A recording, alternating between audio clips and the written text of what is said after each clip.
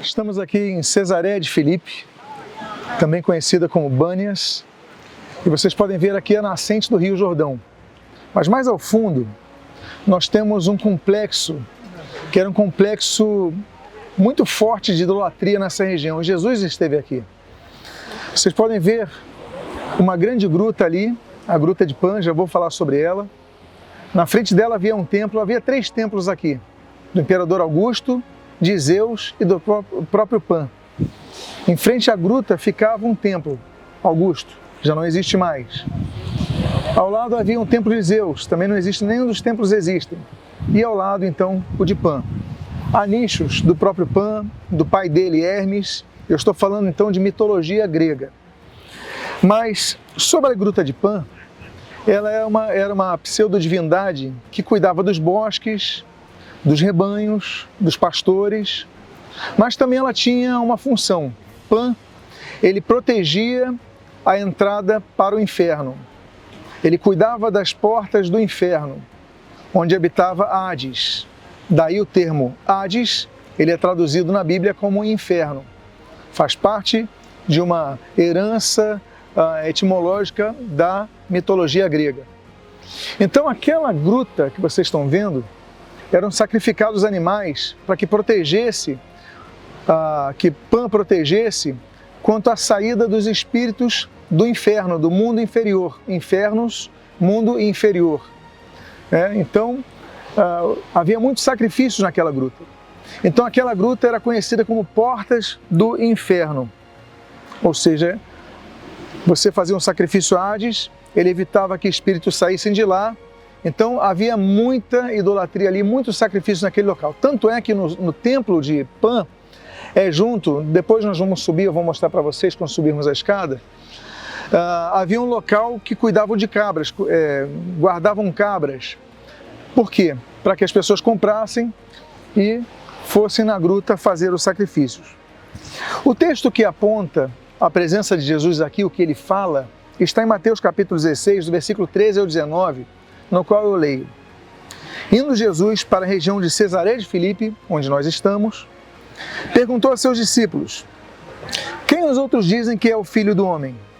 E eles responderam: Uns dizem que é João Batista, outros dizem que é Elias, e outros dizem que é Jeremias ou um dos profetas. Ao que Jesus respondeu: E vocês, quem dizem que eu sou? Respondeu Simão Pedro e disse: O Senhor é o Cristo, o Filho do Deus vivo.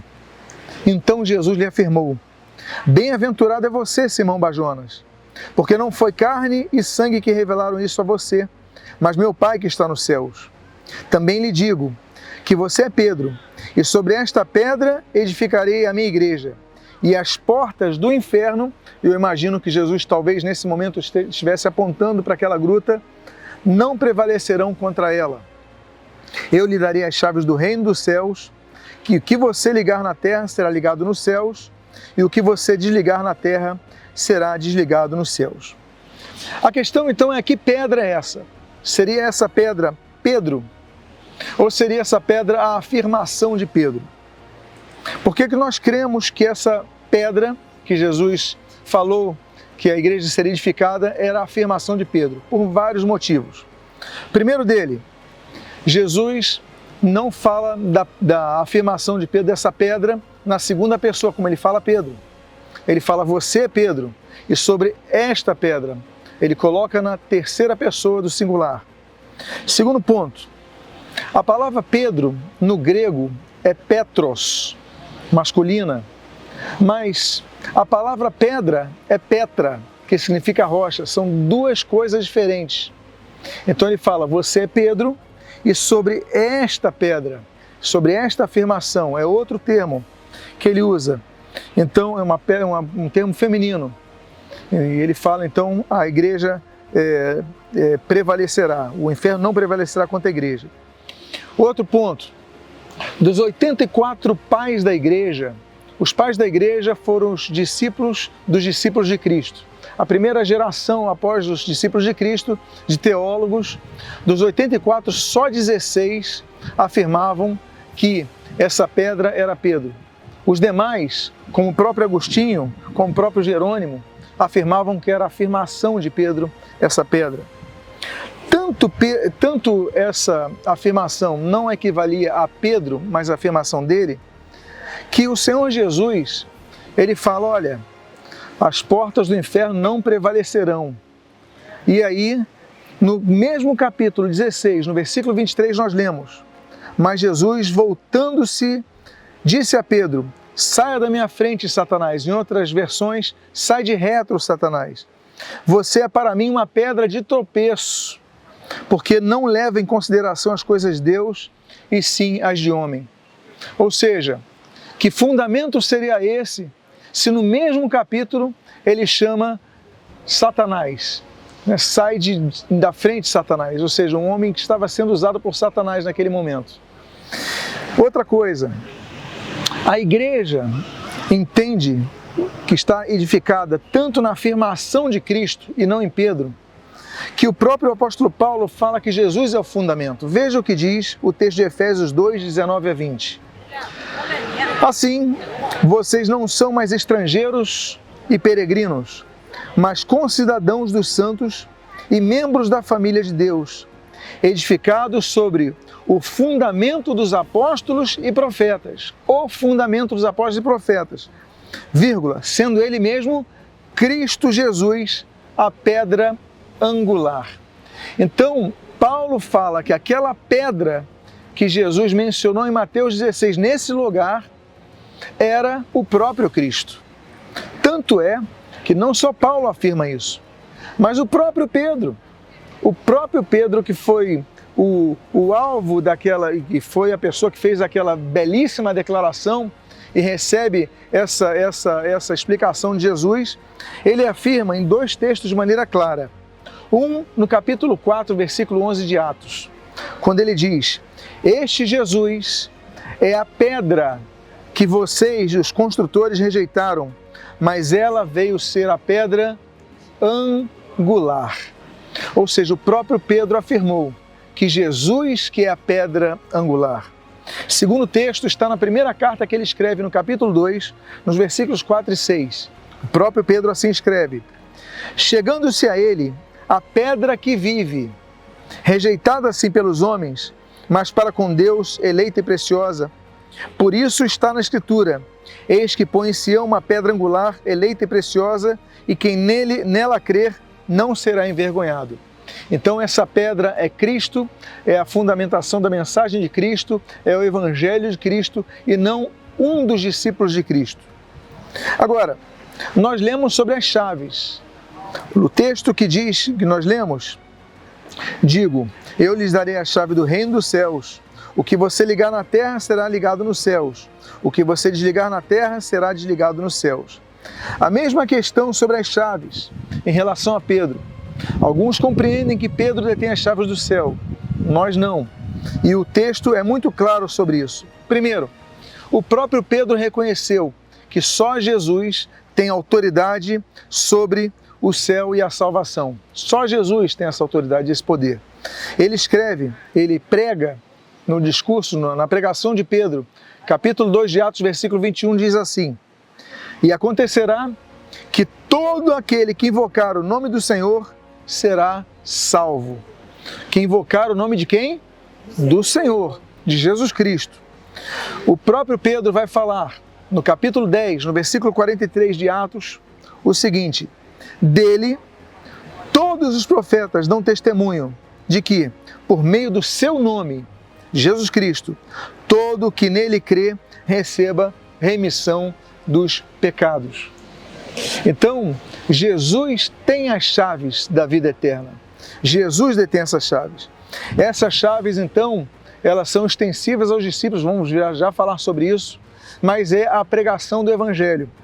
É através da pregação, essa chave é aberta para a salvação das pessoas.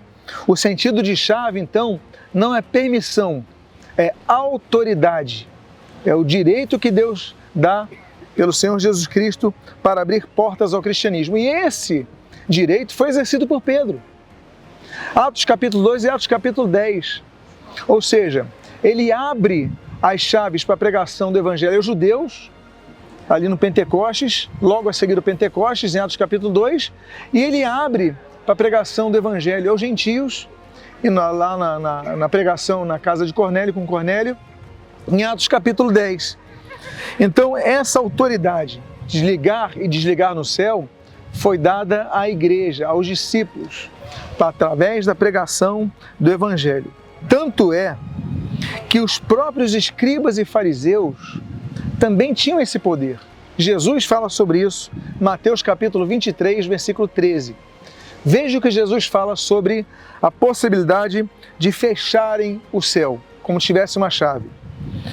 Ele faz uma repreensão e diz: ai de vocês, escribas e fariseus, hipócritas, porque vocês fecham o reino dos céus diante das pessoas, pois vocês mesmos não entram, nem deixam entrar os que estão entrando.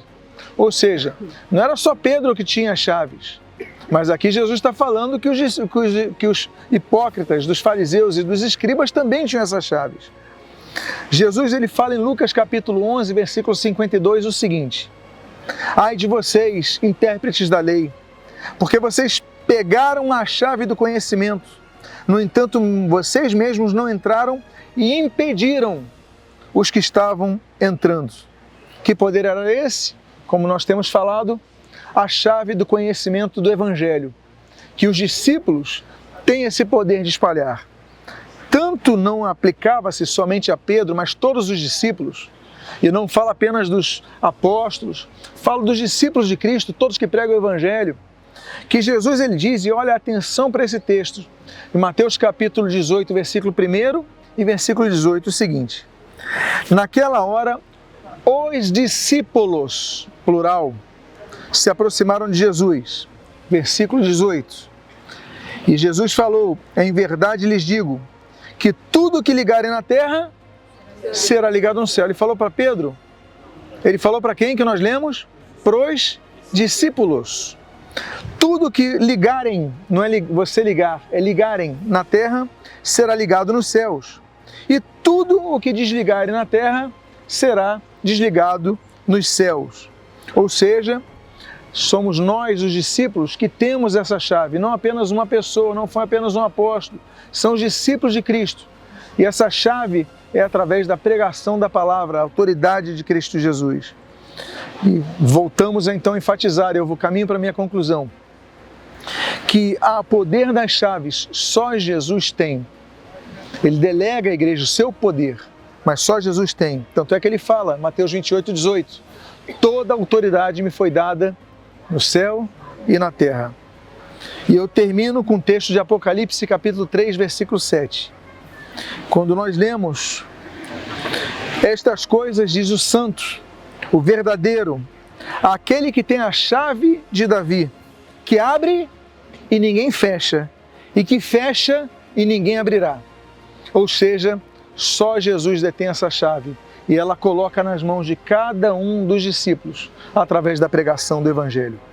Eu gostaria de fazer uma oração nesse momento, convidando que você feche seus olhos. No local onde imperava a idolatria, Senhor, o culto ao imperador, o culto a Pan, a gruta, Senhor, chamadas portas do inferno, que não prevalecerão contra a igreja. Jesus afirmou apontando para essa gruta que está atrás de nós.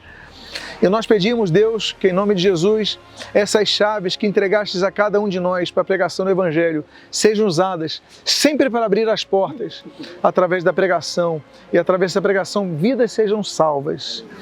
Abençoa as nossas vidas, fortalece nosso ser, e o que nós fazemos agradecidos em o nome de Jesus. Amém e amém. Que Deus abençoe rica e abundantemente.